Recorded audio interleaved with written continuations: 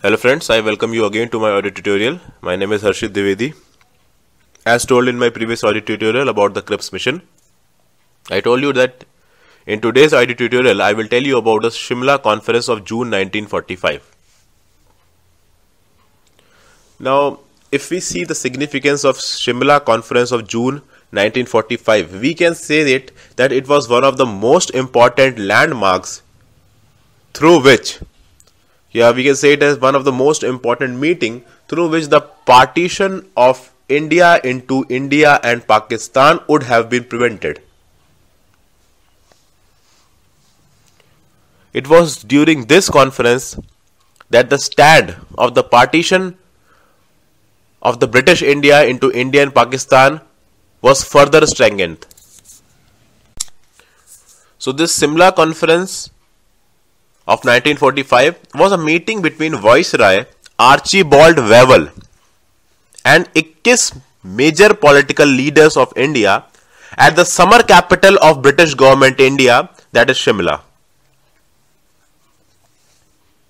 Now in this meeting, in order to appease the Muslim League, a plan was being forwarded by Viceroy Wavell. In the plan, something like this was told by Wavell. Wavell had given place to 6 Muslims in the Executive Council of 14. And Viceroy Archibald Wavell also gave the Muslims the right to veto any constitutional proposal which was not in their favor. So these were two very big rights that were given to the Muslim League during this Shimla Conference of June 1945. First of all, at that time, the population of Muslims was 25% of the total populations of India, and given a membership of 6 out of the 14 out of the Executive Council of 14 was a very big achievement on the part of Muslim League. Second, the second biggest power that was given to the Muslim League by Lord Wavell at that time was that the Muslim League was given the power to veto any constitutional proposal which they thought was not in their interest.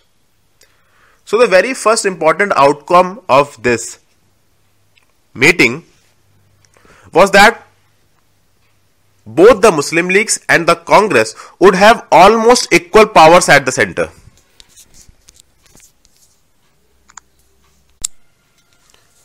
But at that time the population was, because of the population of Muslims being 25% at that time, Congress rejected this demand. They thought that this demand was very much higher. And one of the more important points at that time of the stalling of these talks or of the stalling of Wavell plan at that time was that at that time the president of the Congress was Maulana Abul Kalam Azad.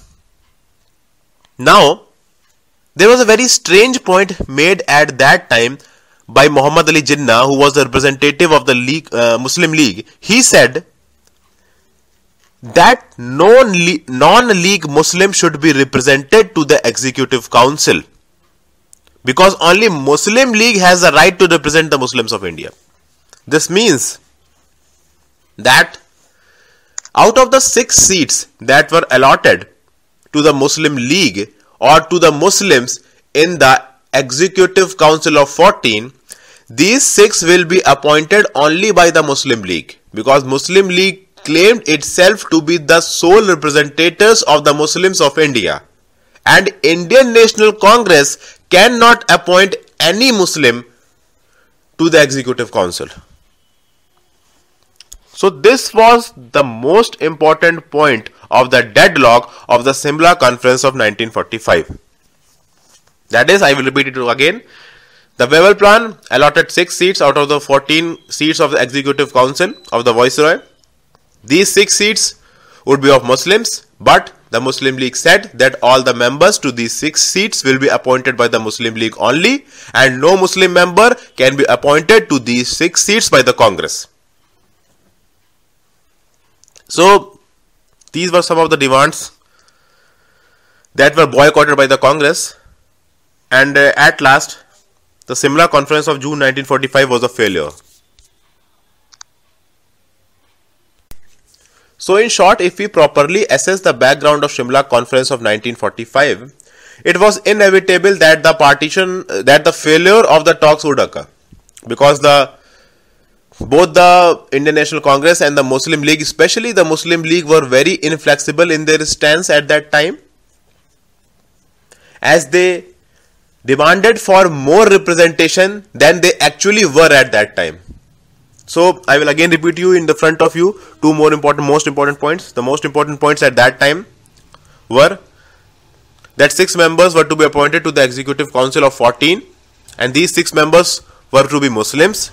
But the Muslim League said that no non-League Muslim, that is any Muslim who is not represented by the Muslim League, will not be appointed to the Executive Council of Viceroy. That is, those 6 fields can be filled only by the Muslim League and not by the Indian National Congress.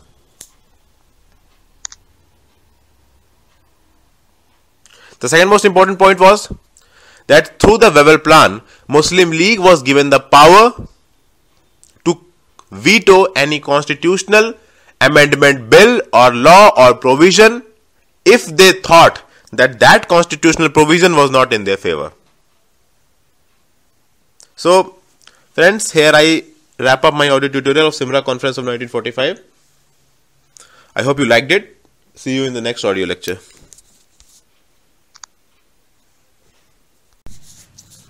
Hello friends, I welcome you again to my audio tutorial. My name is Harshit.